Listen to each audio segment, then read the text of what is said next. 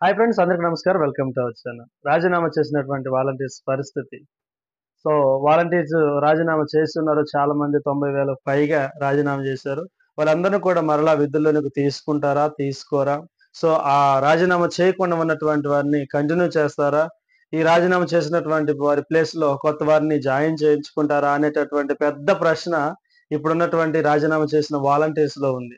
So, దీనికి పూర్తిగా వివరణ ఏంటి అనేది మనం ఈ వీడియోలోకెళ్ళి చూసినట్లయితే, సో, రాజీనామా చేసినటువంటి వాలంటీర్స్‌ని మరలా ప్రభుత్వం తీసుకునే ఆలోచనలో ఉన్నదా అంటే, లేదు అని చెప్పుకోవచ్చు. 98% రాజీనామా చేసినటువంటి వారిని తీసుకోరు. ఎందుకు అనంటే ఎందుకంటే ఏదో ఆ రోజు వైఎస్ఆర్సీపీ ఏంటంటే తన సొంతంగా ఉపయోగించుకున్నాడు. ఏదో జగనన్న సైన్యం అట్లా కాదు. ఎందుకంటే ఒక వ్యవస్థ ఏర్పడిన అది ప్రభుత్వానికి సంబంధించింది. అర్థమైందా? సో, వీళ్ళ దృష్టిలో అంటే ఇప్పుడున్న ప్రభుత్వం మరి ఆ ఆలోచనలో ఏమున్నదనంటే, రాజకీయ పరముగా వర్క్ చేశారు వాలంటీర్సు. గతంలో 5 సంవత్సరాలకు ముందు కాకపోయినా, చివరి టైంలో వాలంటీర్స్ అందరూ కూడా జగన్మోహన్ రెడ్డి గారిని గెలిపించాల్సినటువంటి ఆలోచనతోటి రాజీనామా చేసి, పార్టీకి పరంగా వర్క్ చేశారు. సో, ఏ విధంగా మేము తీసుకోవాలి అనేటటువంటిది బలంగా ఫిక్స్ అయిపోయారు. సో, ఈ మధ్య కొన్ని కొన్ని జిల్లాల్లో వాళ్ళ రాజీనామా చేసినటువంటి వాలంటీర్స్ అందరూ కూడా లేఖల పూర్వకంగా ఎమ్మెల్యే గారికి గాని, ఎంపీడీఓ గారికి గాని, కలెక్టరేట్ దగ్గర గాని లేఖల రూపంలో ఇస్తా ఉంటే కొంతమంది ఎమ్మెల్యేస్ చెప్పారంట, "మీరు ఎందుకు రాజీనామా చేశారు? మీరు రాజీనామా చేయకుండా ఉన్నట్లయితే మిమ్మల్నే కంటిన్యూ చేసేవాళ్ళం కదా! సో, ఇప్పుడు రాజీనామా చేసి మీరు వైసీపీకి ఫేవర్‌గా వర్క్ చేశారు. వైసీపీని గెలిపించాలనే కదా మీరు రాజీనామా చేశారు. సో, మిమ్మల్ని ఎట్లా పెట్టుకుంటాం అనేటటువంటి ఆలోచనతో వారు మాట్లాడారంట. మాట్లాడారు కూడా ఖచ్చితంగా. మీరెందుకు రాజీనామా చేశారు? సో, మీరు కంటిన్యూ అయ్యుంటే రాజీనామా చేయకుండా ఉంటే మీ సీఎఫ్ఎంఎస్ సైడ్ అలాగుండేది. మీరు అలాగే కంటిన్యూ అయ్యోళ్ళేమో కదా! ఎందుకు రాజీనామా చేశారని అడుగుతున్నాడు. సో, ఎవరు ఏమి చేసినా, ఎన్ని లేఖలు రాసినా, ఎక్కడ తిరిగినా కూడా రాజీనామా చేసినటువంటి వారిని మరలా విధుల్లోనికి తీసుకునే అవకాశాలైతే కనిపించడం లేదు. సో, ఏం చేస్తే రాజీనామా చేసినటువంటి వారిని మరలా విధుల్లోకి తీసుకునే అవకాశం ఉంటది అని గన మనం ఆలోచన చేసినట్లయితే, గ్రామ స్థాయిలో ఎవరైతే రాజీనామా చేసినటువంటి వాలంటీర్స్ ఉన్నారో, వారు గ్రామ స్థాయిలో ఉన్నటువంటి రాజకీయ నాయకులతోటి మమేకమైపోవాలి ఫస్ట్. వారితోటి మాట్లాడుతూ ఉండాలి.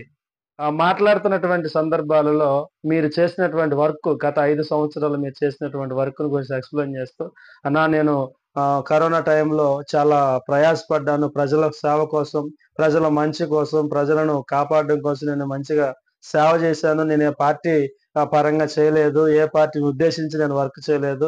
వాలంటీర్‌గా జాయిన్ అయ్యాను. సో, నేను ఏ పార్టీకి సంబంధించిన వ్యక్తిని కాదని జెప్పేసి ఒక రిక్వెస్ట్‌గా చెప్పుకుంటూ ఉండాల.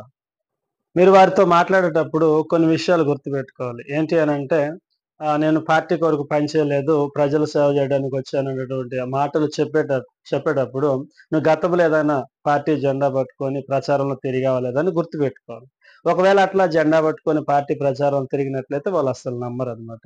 సో, పైపెచ్చి ఇంకోటేంటంటే, నువ్వు కార్యకర్తలతోటి జెండాలు పట్టుకొని లేదంటే పార్టీ ప్రచారంలో తిరిగినట్లు ఎవరైనా ఫోటో గిన తీసి అది వాళ్ళ దగ్గరికి చేరిందనుకోండి, వాళ్ళస్సలు నమ్మరు.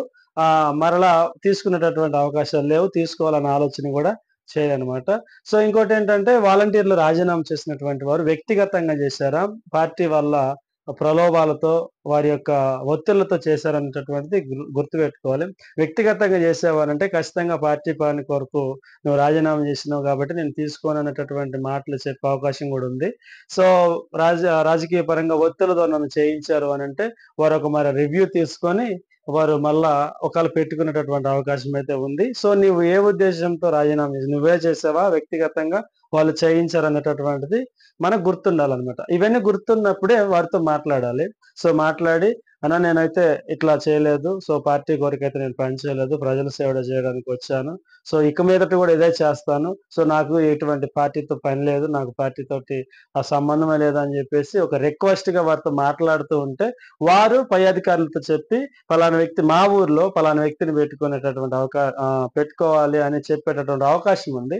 సో, ఇంతకు మించి మనం ఏం చేసినా గూడా వాళ్ళు మరలా తీసుకుంటారా? తీసుకోరనేటటువంటిదైతే అది అర్థం కానటువంటి ప్రశ్న.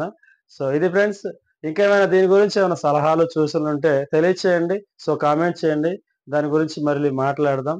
సో ఫ్రెండ్స్, వీడియో నచ్చితే లైక్ చేయండి. అలాగే తోటి వాళ్ళందరికి కూడా వీడియోని షేర్ చేయండి. అలాగే మన ఛానల్ సబ్స్క్రైబ్ చేసుకోండి. మీరు లైక్ చేసి, సబ్స్క్రైబ్ చేసి సపోర్ట్ చేయడం వల్ల వీడియో అనేక మందికి రీచ్ అవుతుంది. సో నేను మరిన్ని వీడియో చేయడానికి ఆసక్తి చూపిస్తాను. Thank you friends. Thank you for watching. Next మళ్ళీ కలుద్దాం. అంతవరకు టేక్ కేర్. బై.